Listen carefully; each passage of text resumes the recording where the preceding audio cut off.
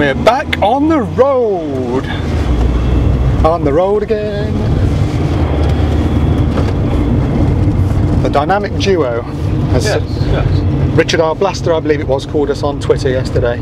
Although I'm not feeling the dynamism. Who's Robin? That'd be you, I guess. I'm the Robin bastard. That'd be the Batman. And complete with an actual takeaway coffee, because it's been months since I bought a coffee, and it's even in Christmas cups still. So I guess they haven't sold many coffees at that petrol station for a while. So you've been away since the end of March, haven't you, Martian? Something like that, yeah. And now you're back. Great, lockdown holiday.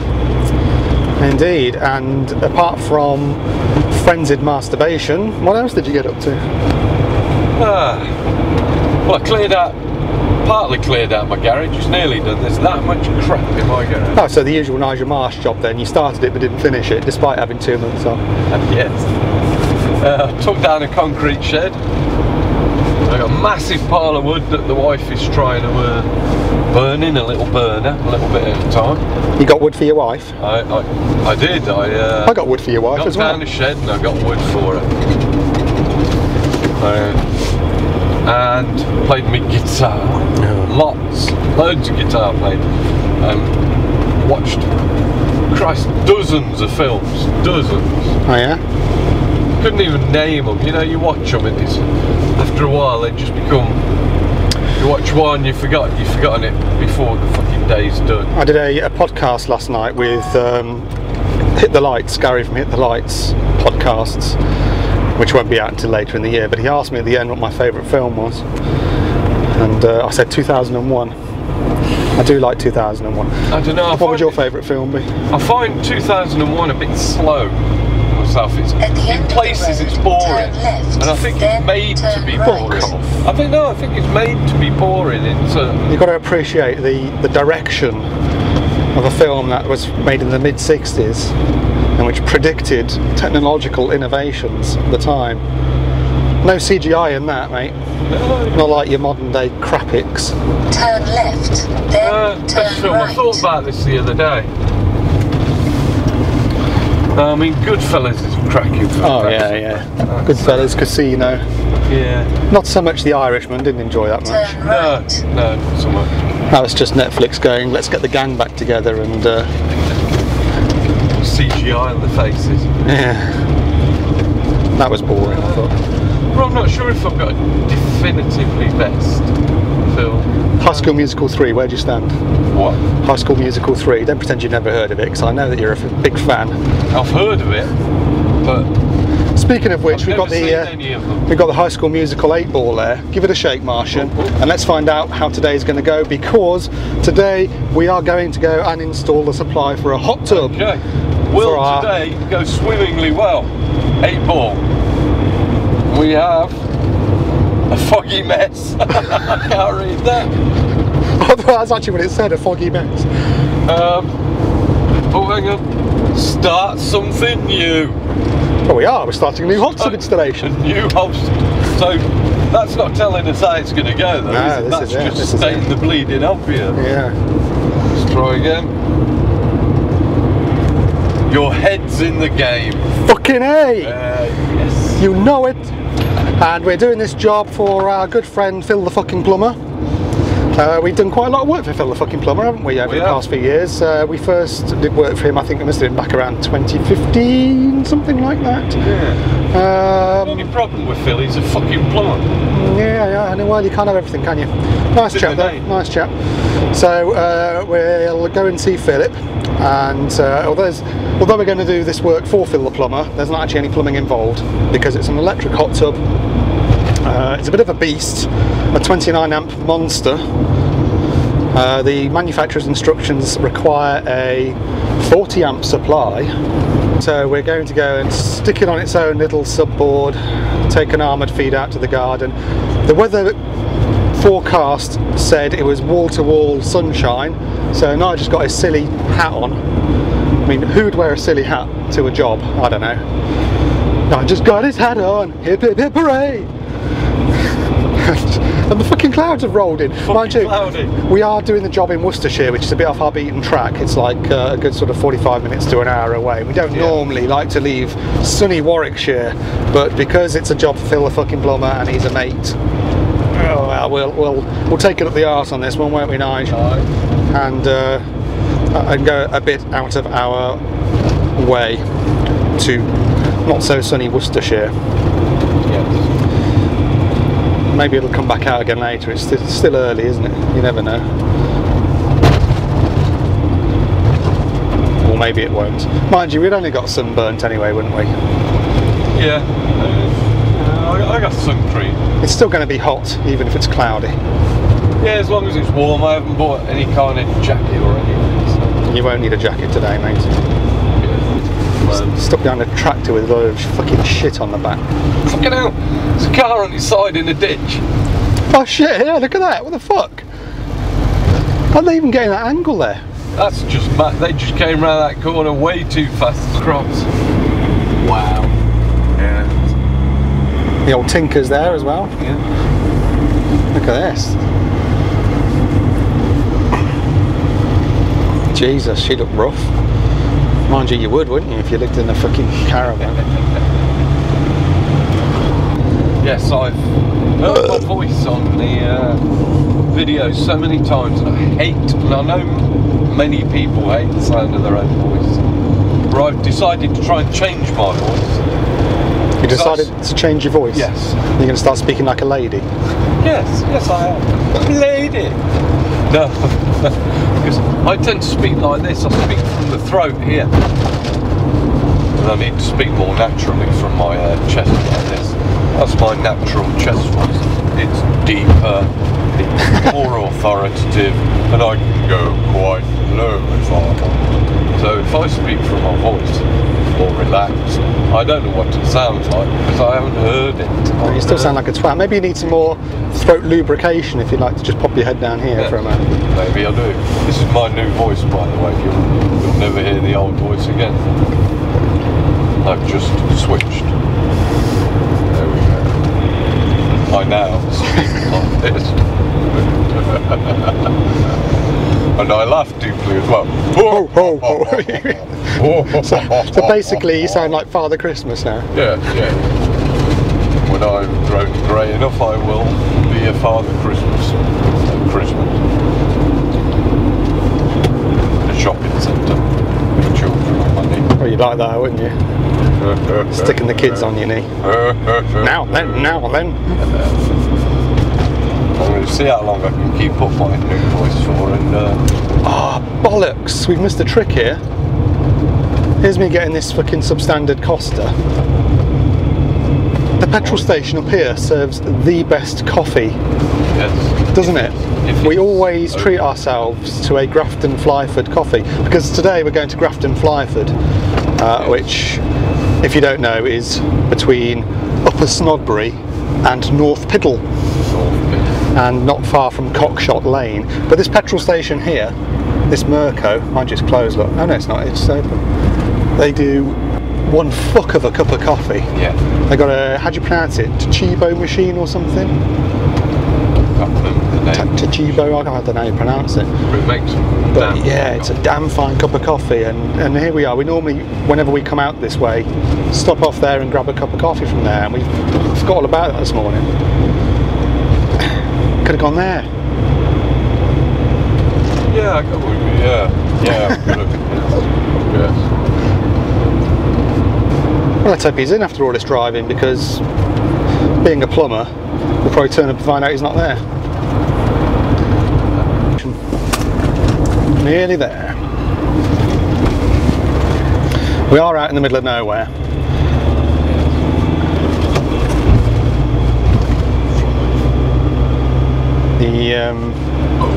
You know you're out in the middle of nowhere when your next door neighbour is a stately home.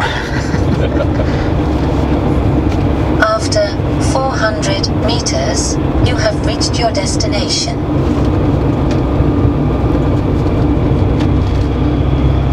It's a bit past this. This is just where I told the sat-nav to go.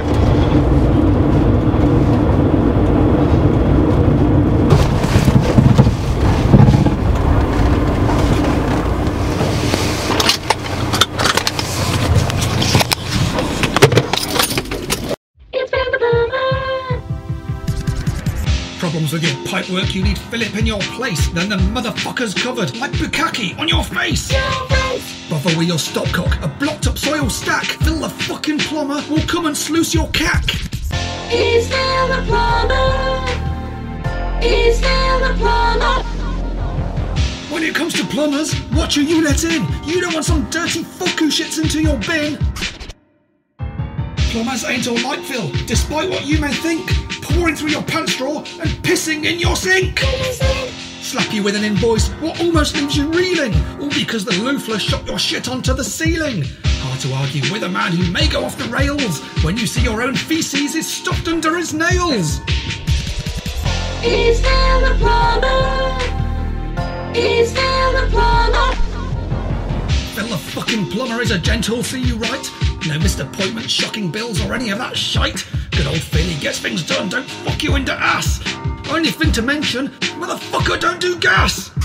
No gas. Phil is cool, he's so laid back, but don't believe he's passive. Motherfucker is the king of the Grafton Flyford massive. Covers North Piddle, Inkbarrow, Broughton Green and Oddingly, Abbots Morton, Feckenham, and the fucks in Upton Snodsbury. Fills the dench with the wrench, using others is dumber. I asked the guy, why you so fly? He says, I'm Phil the goddamn plumber! It's Phil the plumber. You never forget. It's Phil the plumber. You never forget. How you doing, mate? Yeah, good, thanks. I'm saying, I'd have a go-kart track in here if I had a field. Yeah, you want to get rid of these horses, Phil, and stick some go-karts in, mate. What are you playing at, all this space? All this space and no go-karts. You could have the go-karts with the horse in there. Oh yeah. So we're sighting it, well, it's being sighted on this patio, but it's not coming till tomorrow, is it, Philip? No. So we've just got to get the supply today. We don't actually get to try it out, Nige. So although you bought your Speedos, your peephole Speedos. In your pants. That's it, if you forget your uniform, you're going to do it in your pants anyway. Mind you, I mean, I quite like the idea of just stripping down to the old bollocks and grabbing a pina colada and climbing into the hot tub with the wife. Not my wife, of course, I was thinking more yours actually, Phil, if you wouldn't mind putting a word in for me. Okay, we're going to talk through this installation. Yeah, so it's a 29 amp hot tub. The manufacturer's instructions say it needs a 40 amp MCB. 40 amp. RCD protection, which we've got. It's a PME supply here, which is over the other end where those pipes come through.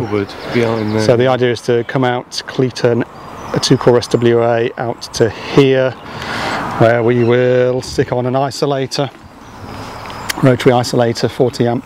Earth pit and rod, I'm thinking, because it's PME. Big fat 5/8 rod. Where do you stand on PME, Nige, and hot tubs? No, I think it's probably okay, but I think sticking a rod in is probably your best bet. It's a funny one, isn't it? The hot tub people who are going to do the final connection have asked for a flying SWA coiled up on here, which we're going to provide. 6mm 3-core. Not allowed to say really, is it? Stick the gland on the end for them. No, they've asked for the gland to be provided. So we're going to push them to stick it. I've seen some abortion clamps. It's not us climbing into it, is it? Just make sure you send the wife into it first, Phil, before you get in. Right, let's have a look at the particulars of the installation, shall we, Nigel?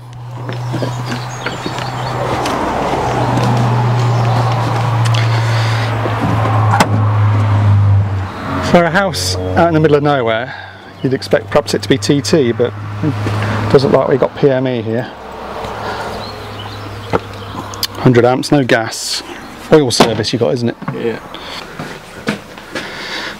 Oh, cracky.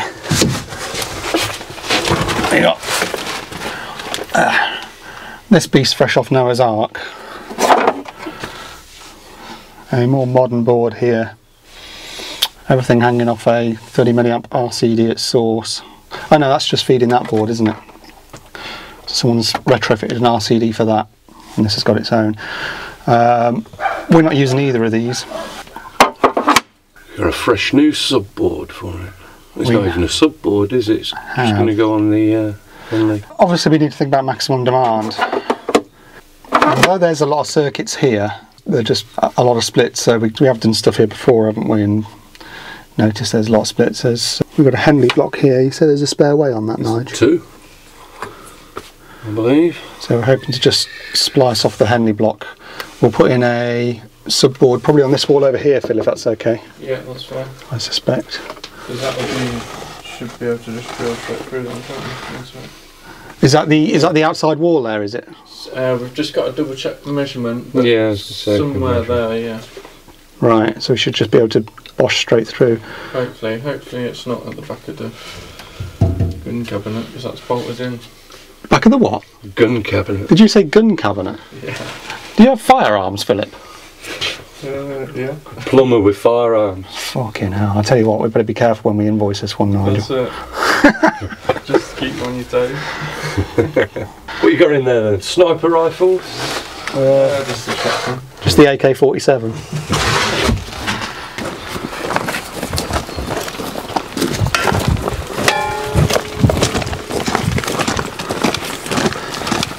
Where's the sun gone, Philip? I'll tell you what, we've got sun in Leamington Spa, I'm sure. Really? You come over Worcester way though, and it's practically winter. Mine's earlier, it's only Right, that window actually overlaps. Oh yeah. Yeah, so that's gun cabinet here. It's a pain in the arse, isn't it? Well, look, there used to be a round window here or something.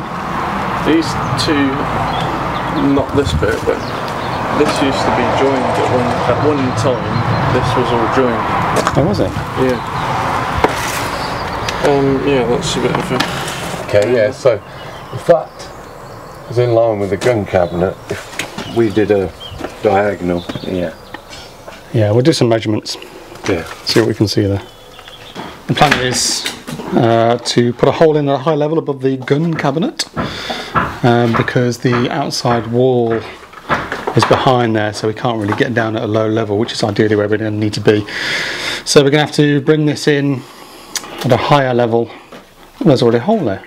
There's already a hole there. Well, no, that looks like one of these. It's had something attached. Oh, right. Yeah, okay. Well, maybe we can use that as Well, in fact, look, there's our round window. Ah, yeah, yes. Interesting. That would have been a nice feature window at one stage. Strange it's under the stairs. I wonder if this staircase was added in afterwards. So Nigel is going to take his Mammoth SDS with a 12mm pilot drill. I've got a 20mm here for the cable. And he's going to stonk a hole through the wall, a bit of an angle, to hopefully bring us out somewhere sensible on the outside. Are you not, Nigel? We are not. Oh, we are, yes. Right, bear with me a moment. I'll leave that drill there. Like this height or... Why not use that... See, that's the window, but the bricks are going to be coming out here. So if I... Here... I don't know, I'm wondering whether it should be at more towards the corner, so because so you've got to think about the cable coming in and then... The cable's coming up like that. Yeah. So if I get as high as the drill will allow... Make sure you're at a better acute angle. Acute? I'm at a slight angle. Let me at a... Well, you need to see my angle? Yeah, I don't know if that's enough or not. Well, if you want it deeper, the roof's in the way, you see, so we'd have to come lower. Okay, well, you make a judgment call, and you're the mechanical man. I'm just drilling out. I'll go out back. We've got our walkie-talkies on us. I'll do it here. Cockhead, are you receiving over? Oh. And I'll let you know what I can see. Right, I'm going to go. What an asshole. Hey, the sun's come back out at Grafton Flyford. Let's go and see where this hole comes through somewhere. Oh, he's through already. I'm not even round the back yet. Stand by, Roger 1. Oh, there he is.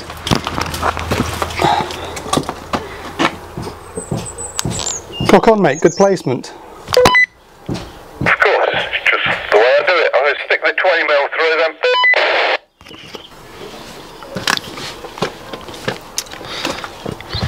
them. Exciting stuff, this, isn't it? Waiting for a hole to appear. It's like watching paint dry, but with a bit more drama. I've got 20 metres of cable, which ought to be more than enough to get down there.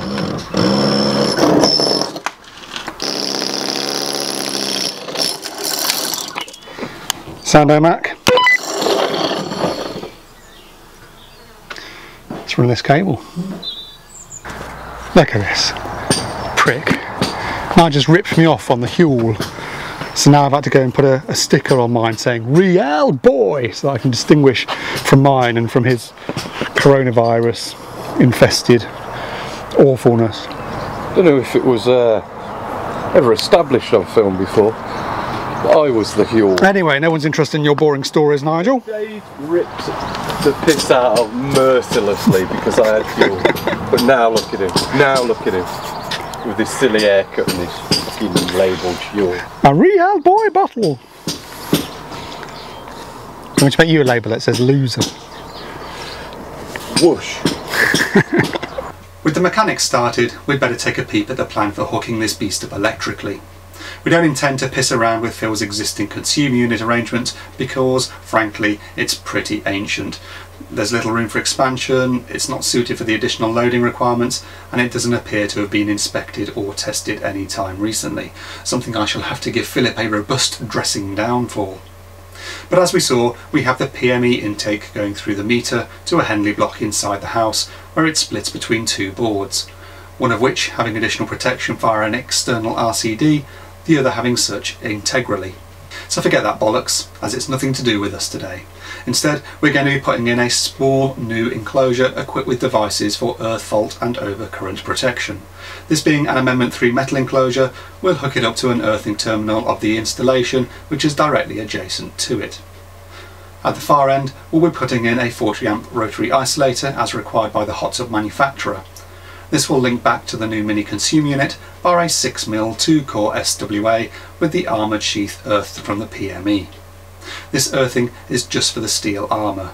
We're not bringing the PME to the tub, as I'll show later. Why a 6mm cable? Well, this is a fixed load appliance at 29 amps and we're on a 40 amp MCB as specified by the hot tub supplier. Table 4E4A gives a clipped armoured cable single phase AC at 2 cores a current carrying capacity of 62 amps. You know, I could have run it in 4mm, which has a current carrying capacity of 49 amps according to this table, but what the hell. For voltage drop, table 4E4B gives 6mm SWA a resistance of 7.9 mV per amps per metre.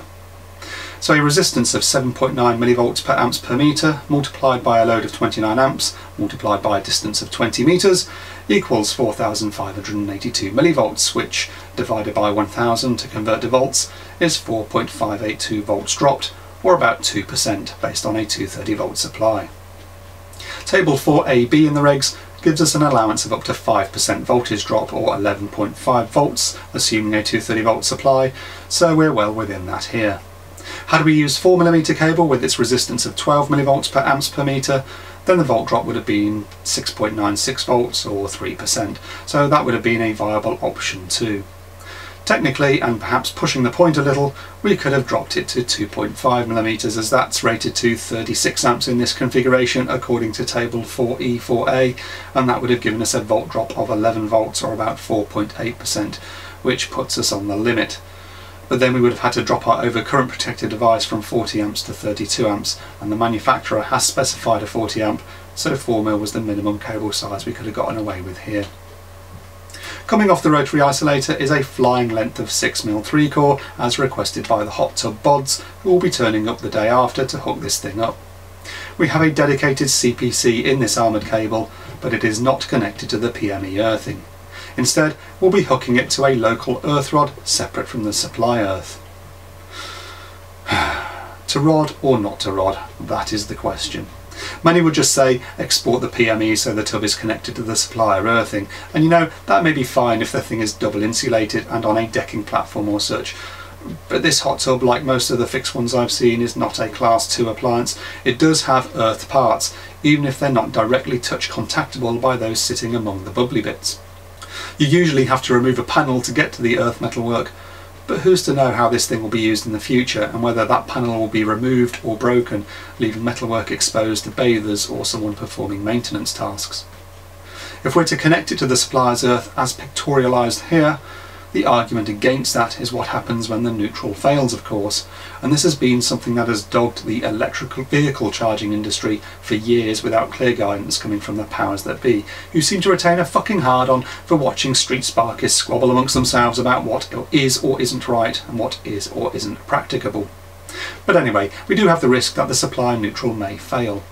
In that event, you have 230 volts on the line wiring as usual. It passes through the load, in this case the hot tub, and out to neutral, back down neutral to the head, where in a TNCS arrangement, neutral is connected to earth. So that voltage now also appears on all earth metal parts connected to the main earthing terminal. Ouch. Of course, there's no overcurrent fault here, so no fuses will blow and no breakers will trip. If you're inside the home, you're probably on an insulated floor, and if all your Class 1 equipment and copper, water and gas pipe work is connected to that same main earth terminal, then although everything is now floating at a dangerous potential, there's hopefully no potential difference between all extraneous conductive parts and something still independently grounded that you could come into simultaneous touch contact with. It's a different matter when you're outside though, as you're already in physical contact with the earth itself at zero potential, relatively speaking. And if you're wet and didn't happen to wear your insulated safety boots in the hot tub, then touching metalwork that was supposed to be earth now provides a current path from the supply transformer through the installation, through the appliance, back down the neutral, back through the earthing, through you, down to physical earth and back to the transformer.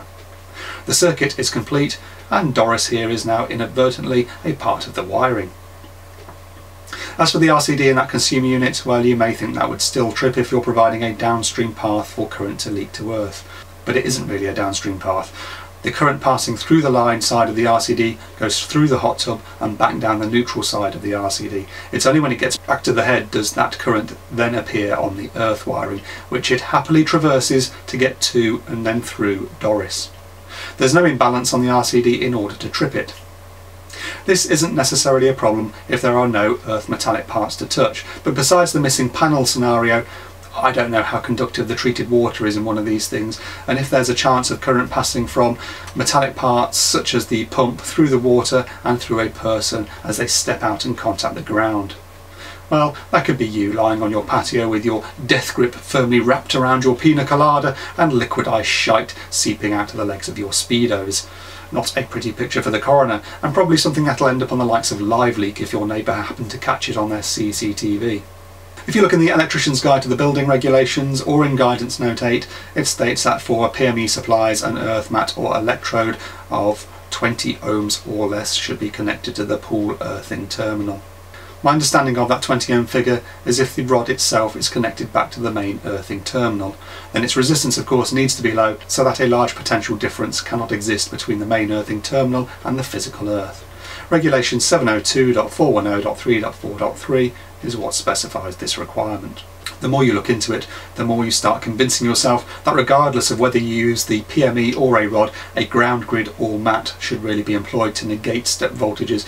But if you're getting too heavy with your clients, they're just going to tell you to piss off before either buying an inflatable lazy spar from Argos that they'll plug into a 10-metre extension lead, or by calling in the next guy who'll hook it into a dedicated supply without losing too much sleep over it. Guidance Note 8 does go on to state that the installation designer may decide that the pool installation should form part of a TT system rather than make use of the distributor earthing facility, and goes on to say that items or equipment connected to each earthing system must not be simultaneously accessible, as we know. That's what we're proposing here, a separate TT for the tub on a patio area where there are no extraneous parts connected to the PME earthing system. In which case, I believe the usual RA of up to 1667 ohms for a 30 mA RCD to limit touch voltage to no more than 50 volts, as given in table 41.5, applies. But as stated in note 2 of that table, a value of over 200 ohm may not be stable. A practical earth stake resistance as low as possible ought to be sought. Fairly new on the market are the MAT-E monitoring units, which can disconnect the supply and earth conductors in the event of an open neutral. Craig Gifford showed one being installed in one of his videos. They're a cost-effective way of getting around installing an earth rod for a hot tub or EV charger. I haven't played with one, but there are two things to bear in mind. Firstly, I suspect your outgoing cable's armour, if it has such, is required to electrically pass through the device and not to the device, i.e. gland the cable to a plastic whisker box or something, then connect both the CPC and armour of the outgoing cable to the earth output of the MAT-E unit. That's to ensure the cable and appliance are fully disconnected and isolated in the event of a pen fault. The MAT-E is supposed to interrupt the earth connection. It shouldn't be continuous through the device, unlike other equipment you're used to installing. Otherwise, earth parts such as the cable armour will again float up to a dangerous potential in the event of a pen conductor failure. Secondly, they only seem to be rated at 32 amps, and again this hot tub manufacturer has specified a 40 amp overcurrent protective device, presumably because of startup surges or something. If the MAT-E makes it safer and negates the need for a rod, then it's money well spent.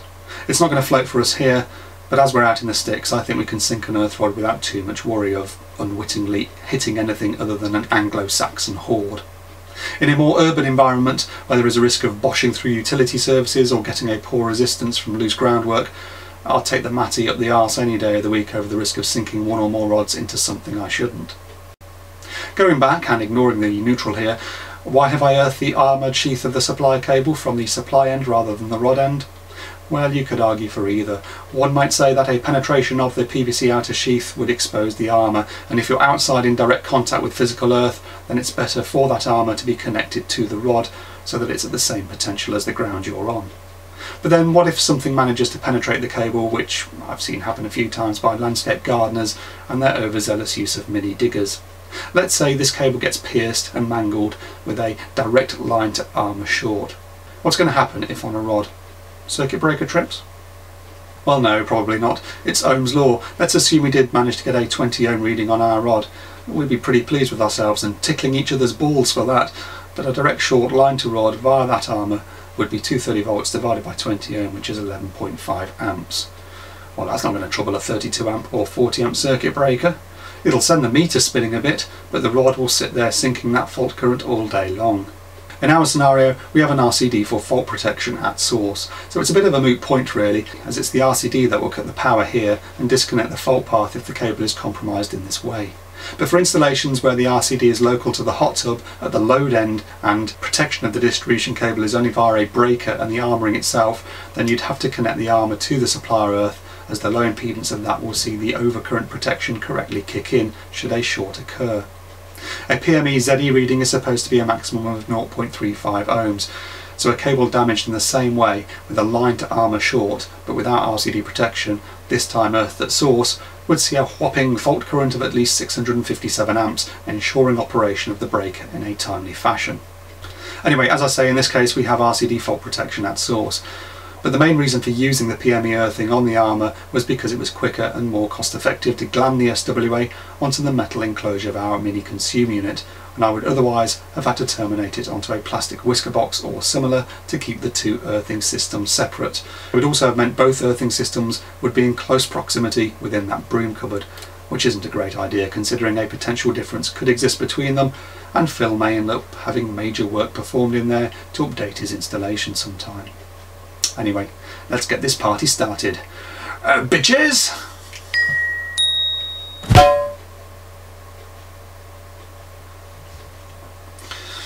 Despite the stock image on this diagram, the enclosure we're actually putting in contains two devices, a 100 mA time delayed RCD for fault protection and a 40 amp 30 mA RCBO for overcurrent and additional protection. You could argue that the 100 mA RCD isn't needed and that the RCBO can provide both the fault protection and the additional protection.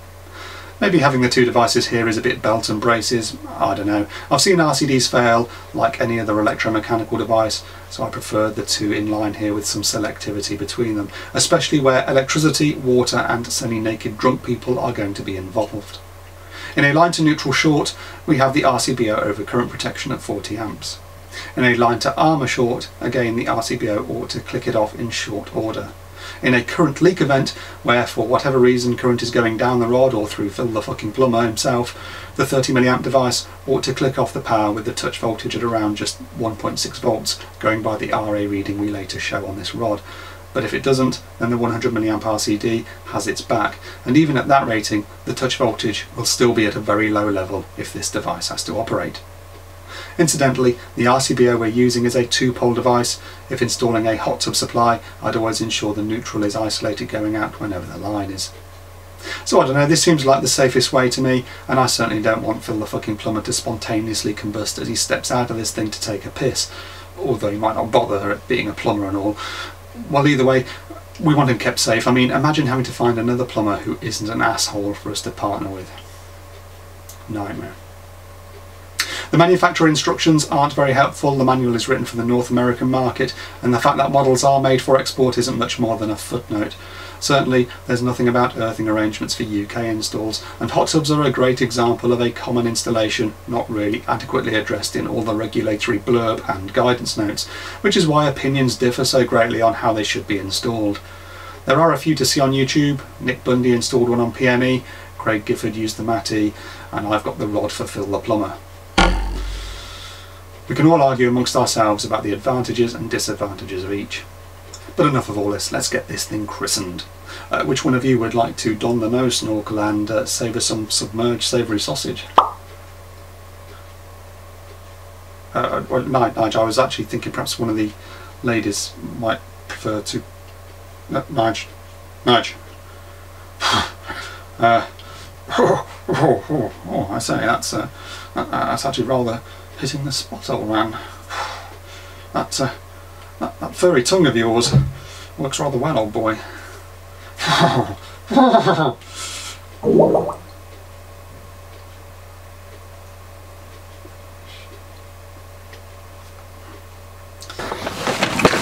come? It's always the hot and sunny days when I get stuck in a broom cupboard. So I'm going to put in this assembly here. It's type tested. We've got our fault protection, we've got our overcurrent protection, we've got our additional protection. This enclosure I'm going to connect via flexi tails to the Henley block, and I'm going to connect to the earthing terminal, so this will be on the PME earthing. The armoured cable I will terminate onto the here, so that we've got a 2-core 6mm SWA. So the sheath will be on the PME, the armoured sheath, but the armoured sheath is not going to terminate at the other end. That's just going to go to the plastic rotary isolator. So all we're sending out from here is line and neutral, and then we're going to stick an earth rod on the other end. And again, someone might say, well, your additional protection, that probably ought to be at the other end as well in an IP enclosure. Personally, I don't like sticking these sort of devices outside, even if it's in an insulated enclosure, just because the weather's going to get to them eventually. So I don't think that necessarily needs to be localised. I think just the rotary isolator needs to be localised. This can sit here in a dry and stable environment where it's going to be better served, I think.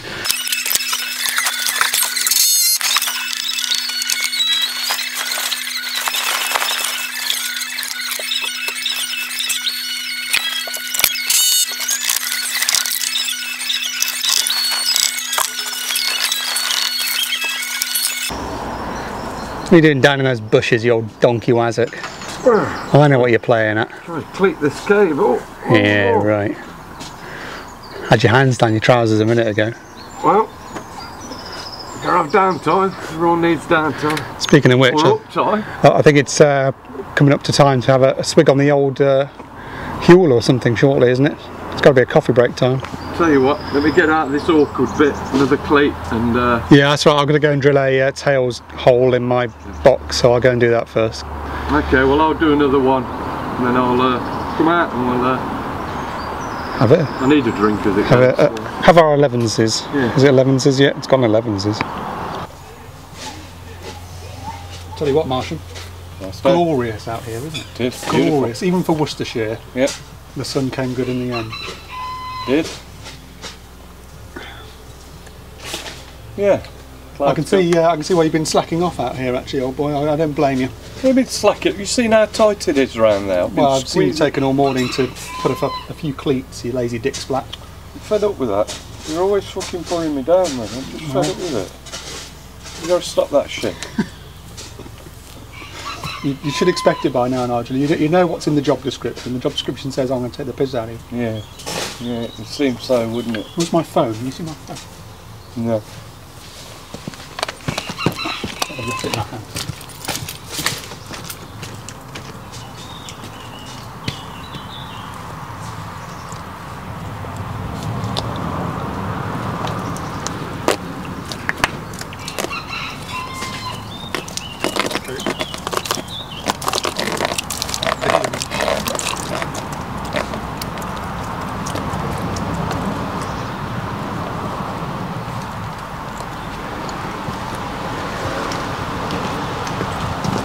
have I got 3 missed calls for plumbers?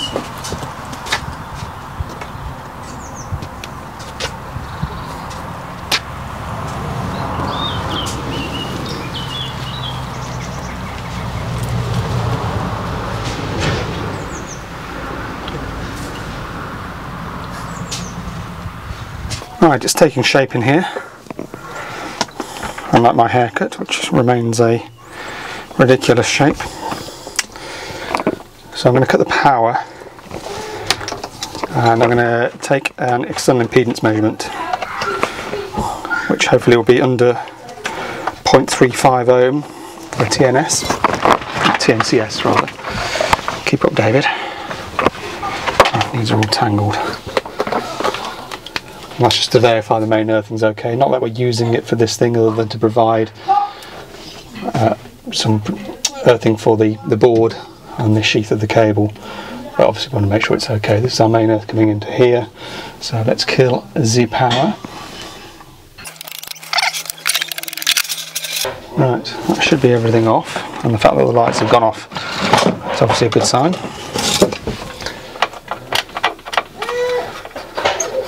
I'm just going to take a reading from the this RCD here for the moment.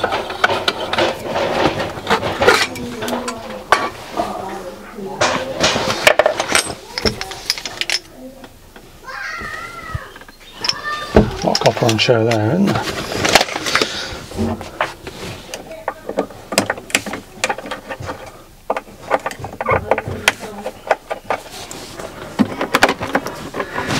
I recommend to Philip that he has a full test and inspect of all this to see what sort of state it's in, because no one's been looking at it for a good while, it seems.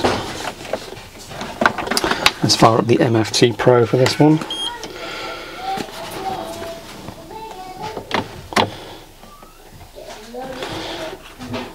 Okay, go!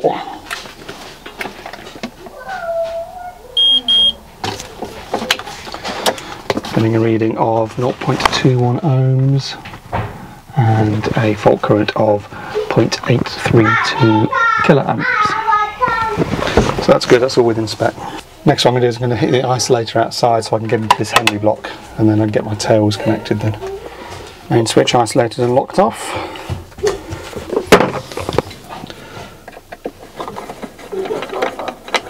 I'll find another screw for this, it's got one screw missing.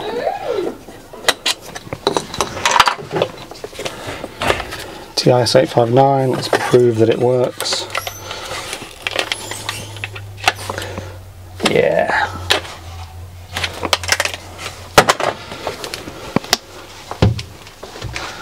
Line neutral, dead.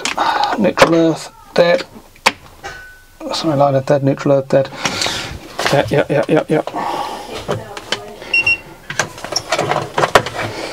And TIS still good. So we're good to go there. I'll get my tails trimmed and plumbed in there, and then that should be ready to go for the power to go back on. Look at this. Just look at this. I'm curled up in that bloody broom cupboard doing all the clever stuff. I've been digging your hole. Look at you out here on your ass. Digging your hole. That's all roots and bloody rocks. You call that a hole? Well, if it's big enough. Look, it seems to have wrecked you. Bloody well earth. All them stones. Now I just dug half a hole. Now I just half-assed hole. What's half a hole? It's just less than the whole hole. Why is this soggy? I don't know. Anyway, that's a bit weird, isn't it? Maybe it's the way it was stored. It was one of the dogs been out here or something. I'm going to wash my hands in a minute. We've seen us put in little earth rod things before. That didn't work, did it? Usually on one of those little connection box things. We're putting in the proper real boy on this one of these proper earth pits. Where's the key? Oh, it's there. It's just here, Nigel. So what we're going to do here is we're going to sink our rod, and it's got a bit of girth to this one, hasn't it, Nige? Yes. 5/8, odd measurement. That's quite a rod. Sorry, can't do me zipper. Good ground here, middle of nowhere. What do you reckon? What reading do you reckon we're going to get off this? Oh, I think it'd be good. It's good. It's tight soil, that's for sure. It's not loose. Now I've got a good feeling about this one. I reckon because of the type of ground and where we are, it's not stony ground, is it? It's not. Well, I found a load of slate in there, but that could be from previous buildings. It's not urban though, is it? We're out in the sticks here. Yeah. So once we get past that initial bit of tough ground on top, Yeah. which obviously that big fuck off rod will do, I reckon we're going to get quite a good reading here. Might not be as low as 20 ohms, but I don't think it's going to be too bad. Let's put a bet on, shall we, Nige? We'll have our usual, whoever loses has to... I think we're going to get as low as 60. 60? You're going 60, are you? Now there's a bet for you. Yeah. I'm going to go lower actually. I'm going to say 30. Wow. And Loser. if I win, you give me a blowjob, and if you win, I won't give you a blowjob. How's that? I mean, obviously I accepted one from you when we did that measuring over at the manor house, and you got that so totally wrong. Let's see if Nige's half a hole is deep enough. Yeah, I suppose it's not too bad, is it? Oh, my battery's just gone on my walkie-talkie. Don't think we need them anymore anyway. So we're going to sink that in. We're going to get some postcrete around there to hold it in place. But first we'll Make sure I can get a rod in. First we'll bang the rod in before we do any of that sort of stuff. And this is where Nige comes to the fore, because he is the official company rod sinker. And we were asked before, because I showed Nige trying to sink a rod before using something, and a lot of people were saying, what's the tool he's using? Well, Nige is the tool, as we all know, but basically it's just a big fuck off socket on the end of your SDS, isn't it? Yeah.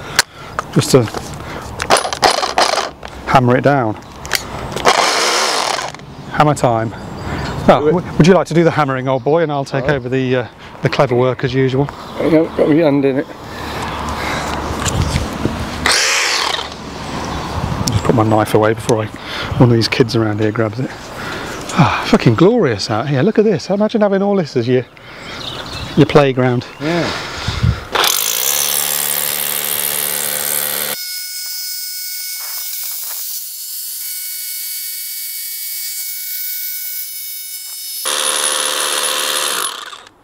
Bit more? Probably needs a little tiny bit. Shouldn't need too much in it. That's it. Yeah, that would do us, wouldn't it? That's good. That's a good solid. Yeah, I reckon we're on to a winner with a RA reading out of this one. Like I say, 30 ohms or less I'm going for. You're saying 60? Fuck off, is it going to be 60? What a fucking stupid number. What the fuck are you thinking about, you dozy old pillock? Oh, see who's closer. Right, well, let's assemble. If you want to backfill and postcrete, Yeah. Well, so that's check the lid. all good to go. I've still got to finish off connecting the board internally. Yeah, it's pretty good below the surface. Gives us a bit above. Get it level, you massive wanker. Oh, I will. I'm doing it right now. Got a backfill first. Okay. That'll fit, won't it? Yeah. Oh look, so my half a hole was actually a whole hole. Yeah, well. It stinks of bullshit. Yeah, I'm getting a... I think I might have stood in something. One of my tails earlier had some shit on it. I don't know where it got from. And I better wash this dog piss off my hands or whatever's been on this box. It's definitely soggy. I think we're about done in here, or not far off. I'm going to put a bit of banding around my tails and everything here and secure them so they've got they wrap around and go back to the wall, just so that they're supported, because if I leave them like that, then if my NIC assessor saw that, he would tell me off. He likes to see things always supported. But we've got power going into our RCD. There we go.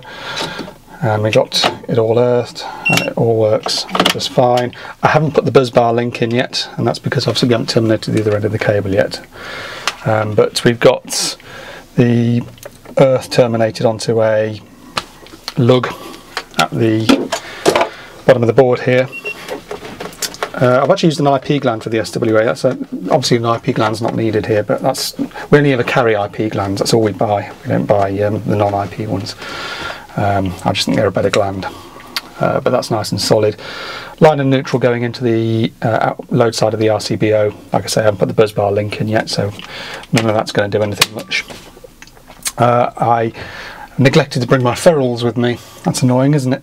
So for the flying leads off the RCBO, which there are 2 on this model, I've trimmed them down and I've put a crimp on so that they're crimped into the terminals, and then obviously that's all torqued up, just because I don't like the idea of a stranded cable that small being gripped by the terminal clamp. I think it needs to have something on it to really grip onto that.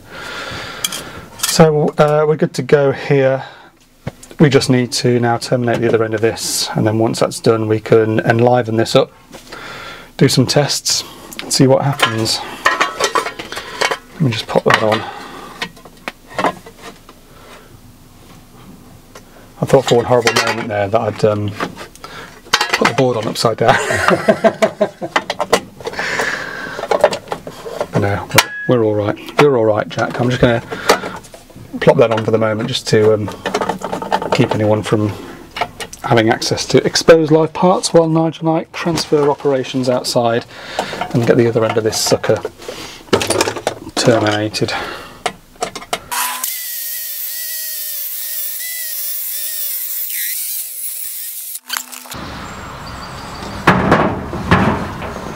Tell you what,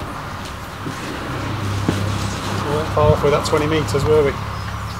No. I thought 20 metres would be loads too much. Right, I just need the cleat to lock it at the back, push it through a little bit more. Okay, I'll stick that on exactly that.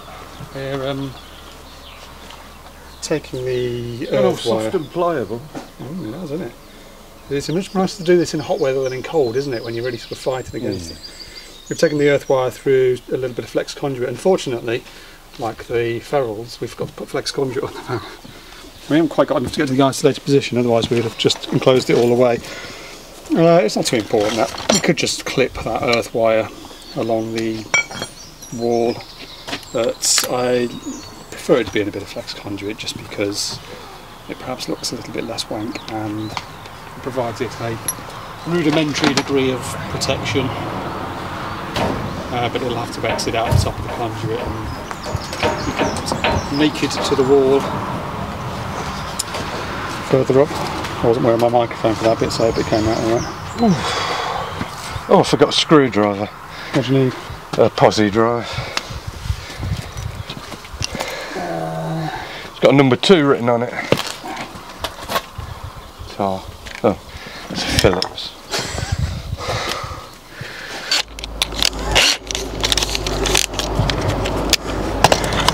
These are drill outs rather than knockouts.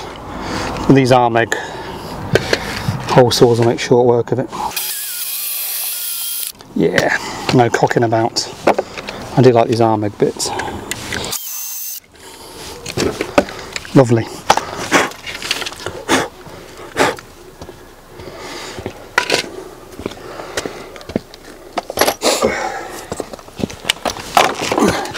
And then we're going to need a hole for the earth wire to pass through. Why have we done that like that? So I can get the fucking gland over. Oh, it's just to get the gland on.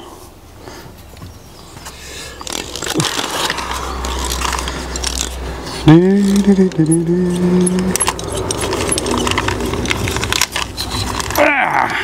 Oh, I left my knife over there.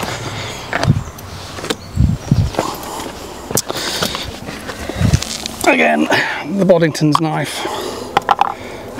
Right, have these got the ring or are they ringless? Ringless. Right. Do like a ringless one. Oh, this one's this bit of cable must have been outside for a while because it's a bit crusty here. So yeah, funny enough. If you do the armour splice right, these bits just drop off, of course.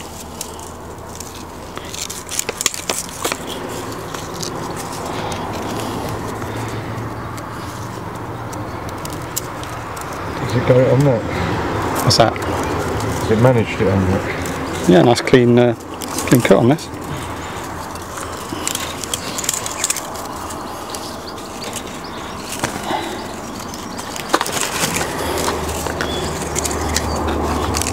There we go. Oh no. Lovely clean cut.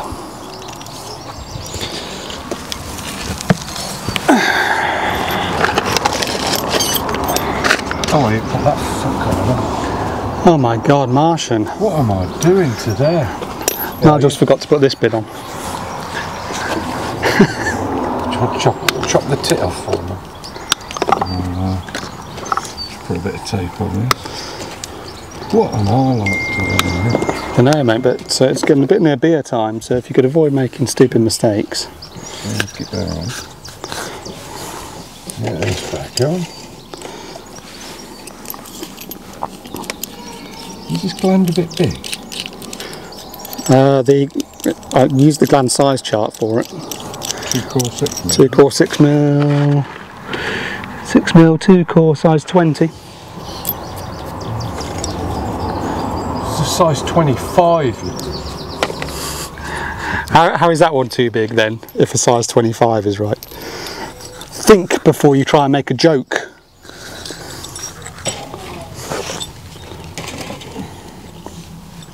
No, I looked at the front to say that you'd given me a size 25. You You don't get the jokes.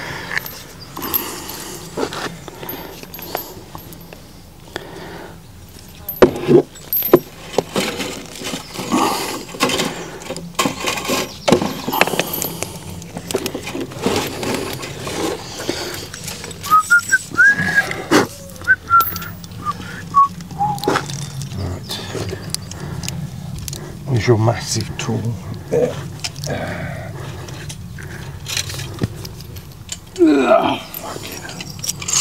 You sound like I feel. Oh, jeez, my ankles and my feet are killing me. You're going to be like Phil the fucking plumber who's Not working. sat inside.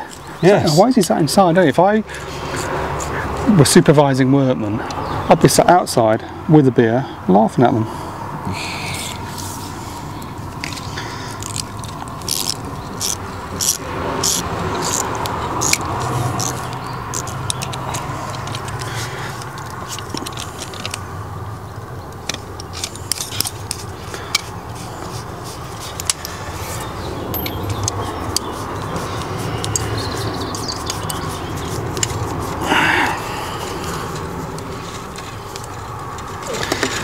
Need to tighten it up once Spanner Man here is finished with the spanners. But there's our IP gland in place for that one. There's their flying lead, colour coded as they requested, and with a gland. And that trails off to where Nigel is. There's only two things we're not super happy fun time about. First being that we neglected to bring enough flex conduit to get that earth wire in, so there's a bit of earth iron show. It's just a bit aesthetically wank, isn't it? I don't like leaving aesthetically wank stuff, but if we haven't got it, we haven't got it. The second thing is the rotary isolator. Why do they make the enclosures for those so damn small? You bring your cables into them, you've barely got enough room to manoeuvre inside there, and they give you just 2 earth terminals, which when you've got the incoming earth, a CPC and an SWA to gland is no good. So we put one of those whisker lock nuts on there, and joined it all up to there. But it's one of those things that manufacturers, they just don't think about how their own products get used, do they? Yeah. Way too tight, you know, you got to bring cables tight round. Because when I ordered that on the city's website, there was that sort in a very small box, which has caught us out before, and there was one with a larger box. I thought that looks like it's got more room for manoeuvre for working within, and that's the one I'm sure I ordered, but this is the one that's turned up. And like I say, it's just, give us some fucking space inside there. What's the matter with you?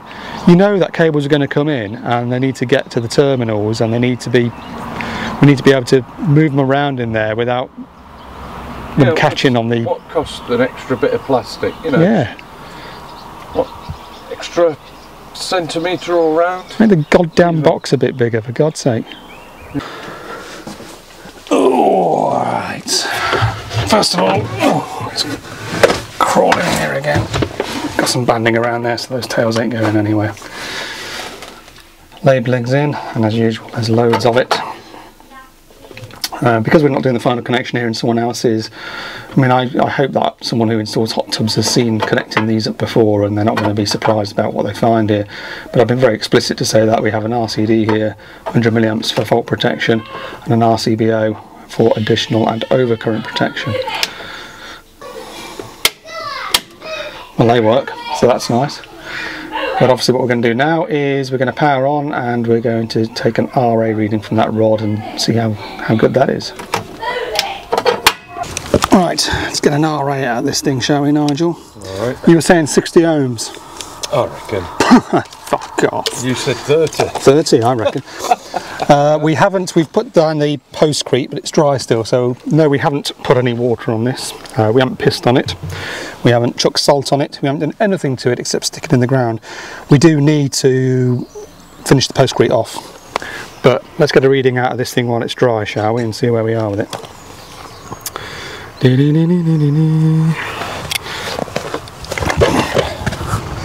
Go with me.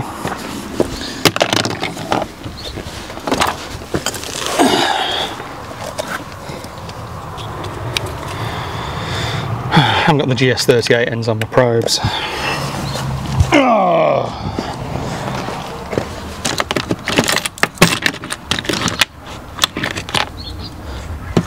I do so hate the GS38 ends.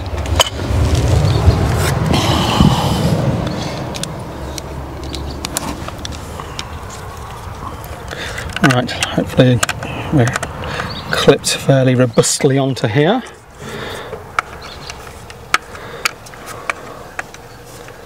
And we're on the incoming side there. I'm reading 239 volts line to neutral, 239 volts line to earth. The earth being not the sheath, which goes back to the PME, source of the installation. The earth being the rod. So we do indeed have a path to earth. Would you like to press the test button, Nigella? Yes. Bang! And the magic number is... Come on 30, come on. Come on 30. Stringing it out, isn't it? Oh, 53.7. So what was that? You were going to give me a blowjob with it? No, if you recall, I said that I wouldn't give you a blowjob if you won. 53.7, I think, is a pretty good number on a dry day, and it hasn't rained for about a month. I mean, this is England, for fuck's sake, but it hasn't rained for about a month. So to get that number on dry ground, I think that's pretty cocksexual, don't you, Nige? I do, especially as it's close to my estimate. Yeah. Ignore the fact that we've got a red light and a cross on here. That's just because the tester thinks it's testing a 32 amp 60898 breaker, which obviously we're not. I haven't told it we're testing an earth rod. So yeah, 53.7. I'd buy that for $1. What we'll do now, just for shits and giggles, is we'll soak it to get the postcrete set, and we may find that number changes slightly. But that's the one we'll put down on the certificate. Right, now I'm just going to switch on the isolator because this is the circuit endpoint, of course, at the end of our armoured cable, and we're just going to take another no trip reading, which will be our ZS for the circuit. So it's going to be slightly higher than what we just recorded, which was 53.7, because we're now at the end of 6 or 7 metres of 6mm cable. It's not going to add much to it, but it'll be up by a little bit. 50, oh, it's still the same, 53.7. That's interesting. So ZS equals 60. Hang on, I want to do an RCD test. Testing at 30 milliamps, type AC RCBO. We're getting 29 milliseconds as the high at both 1x and 5x. 29 milliseconds RCD. This test has also done the half times test, which is passed, and then ramp tested it. So the additional protection RCD is doing its thing. Same again then. We've fairly heavily watered it now because to set the postcrete, not for any shenanigans to do with the rod, because I'm happy with R53, whatever it was number. But let's now, just for shits and giggles, see what it would look like on a wet day. It'd help if I turned it on inside the house, wouldn't it? Let's try that again.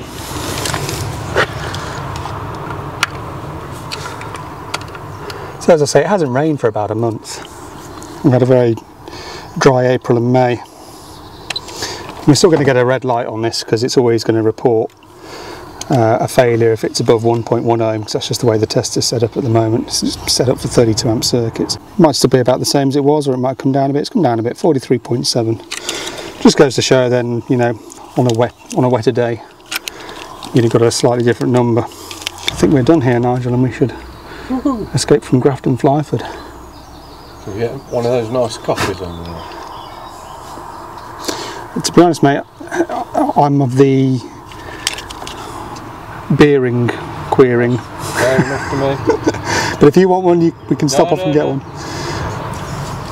You be a beer queer. The sooner I get home and break open the booze, the better.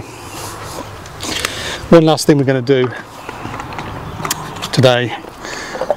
Obviously, we don't want the end of that cable going live, so we're going to, once we've put the screws in here, we're going to leave a padlock on so that it's locked on. We're going to fill it with the key, so when the guys turn up tomorrow, they will find something that's safely isolated. No kids are going to turn it on overnight. It'll be off in the house anyway, but just to make sure, just to cover our arse, we're going to leave that mechanically isolated off tonight.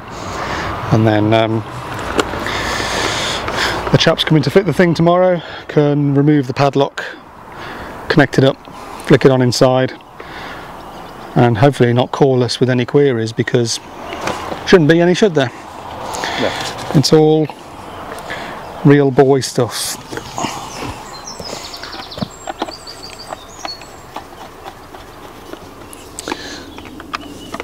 It's your wear a screwdriver, Nige. Good. It's over in that field. It's your camera day. How the hell is it 4:30 already, for goodness sake?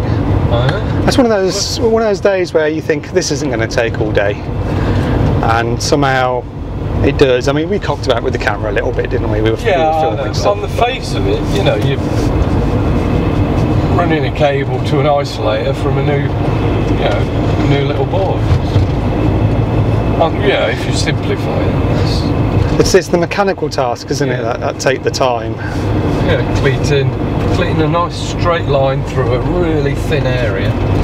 Yeah, stuff like cleating and clipping always takes a lot longer than you think.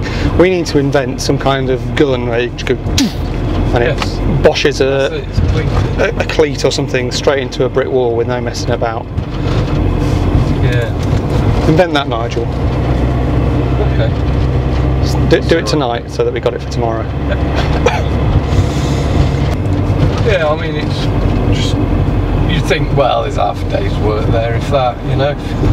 Stick on a board, hours, yeah. Stick up a cable. How tricky can it be? Stick in an earth rod. Yeah. What temperature do you reckon it's been today? 25, 26. Yeah, I'd go with that. Not too hot that you can't work. Oh, I don't know, when you've been out in it a while. Mind you, I spent most of the day in a frigging broom cupboard. Yeah, it killed me. What a day. At the end of the road, turn left, then turn right.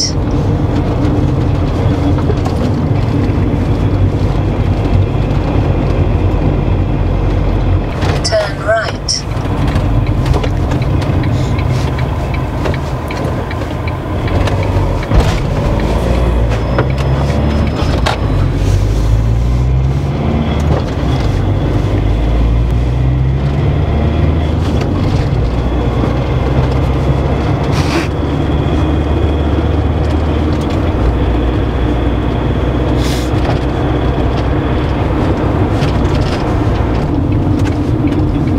Turn left.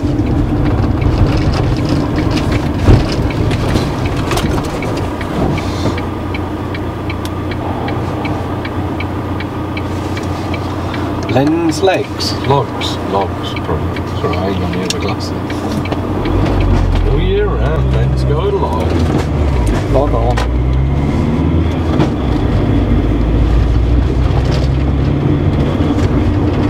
After 300 meters, go right on the roundabout, third exit. Well, I think I shall do my paperwork out in the garden office tonight. With a few frosty ones. I'm going to go home and have a bath. A bath, if you will. A bath? A bath. That's not like you, Nigel. A shower last night, that's not like me. I don't like showers. I like a bath. But it's easier to jack off in the shower. If you're doing the bath, it all sort of floats around your ears. It's in your hairs. You can't get it out of your fucking belly hairs. It just mats up and you just waves like that. You know. If it makes it to your beard, you're fucked. You gotta have a shower.